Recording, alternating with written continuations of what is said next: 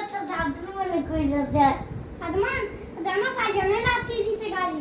এটা পাঁচ মিনিট লাগবে না জানো জানো আমি তো চালাইছি এই এই এই এই ফাইজান ফাইজান এই ফাইজান তুই আমার গাড়ি চালাচ্ছে তুই আমার গাড়ি না দিনিয়া না লাথি দিছ আমার গাড়িতে আমনে মুকারি লাথি সব লাথি দিছ তুমি দেই না লাথি দিছে সত্যি আদমান তোমার গাড়ি ভাঙনের জন্য